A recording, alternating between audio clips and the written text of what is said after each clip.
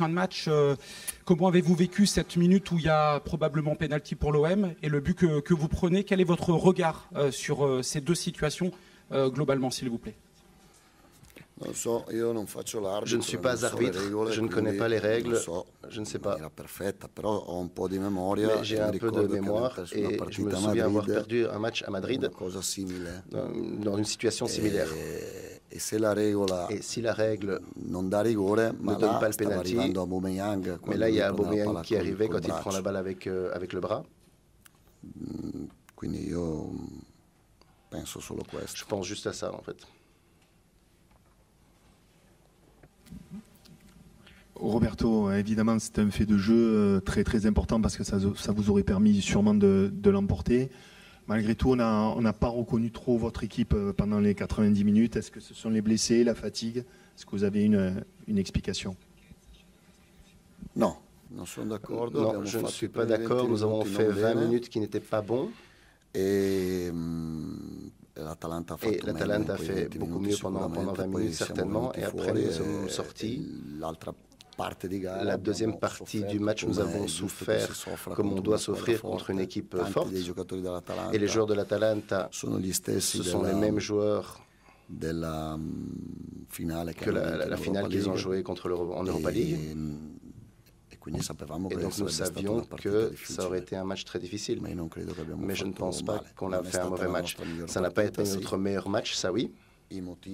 Les raisons, je pense les connaître, mais ce n'est pas juste que je les dise maintenant. Et c'est tout. Maintenant, on va se préparer pour Brest. On a perdu 3 matchs en Champions League, tous les 3 compliqués, rocambolesques. Nous ne sommes pas chanceux, parce qu'à Madrid, le penalty est pareil, mais les règles sont différentes à Madrid qu'à Marseille. Mais c'est la langue qui change, ce n'est pas la règle qui doit changer. Oui, ça c'est vous, c'est à vous de voir. Et à Lisbonne, c'était un autre match où les épisodes nous ont fait perdre, parce qu'à 11 contre 11, on ne perd jamais ce match, et probablement qu'on la gagne. Et ce soir aussi. Bonsoir coach. J'imagine qu'il y a beaucoup de frustration. Il y a eu un changement qui a créé peut-être un peu de confusion en fin de match, c'est la sortie d'Egan Riley. Est-ce que vous pouvez nous détailler ce que vous avez voulu faire à ce moment-là, tactiquement? C'était quoi votre volonté de faire passer Riley derrière après?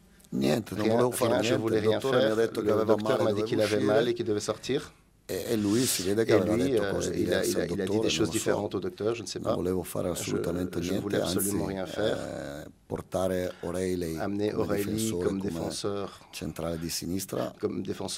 à gauche n'était pas mon souhait en tant qu'entraîneur. Je ne l'aurais sûrement pas fait. Mais en ce moment-là, on m'a dit que on avait déjà beaucoup de blessés, 8. Si en plus on risque de perdre O'Reilly, ça aurait été compliqué, plus lourd. Donc j'ai changé Angel Gomez au milieu de terrain et O'Reilly qui était 10-15 mètres derrière, qui a fait très bien d'ailleurs.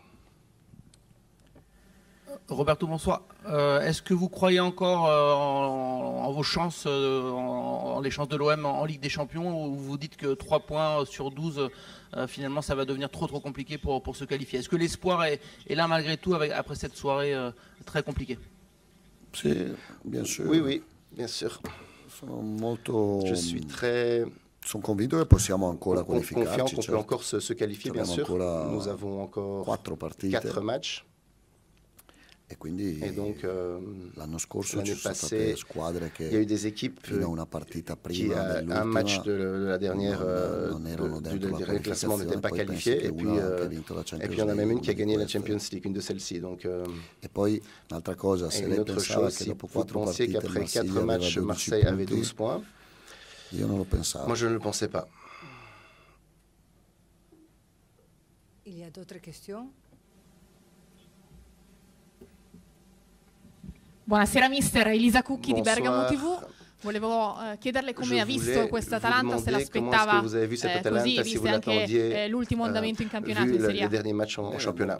Oui, très bien. J'ai vu une bonne équipe tonique.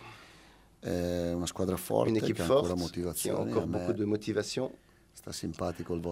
Votre entraîneur m'est très sympathique d'ailleurs. Mais l'Atalanta ne m'est pas sympathique, mais l'entraîneur m'est très sympathique. Et d'après moi, il fait du bon travail parce que j'ai vu quelques matchs au-delà des résultats.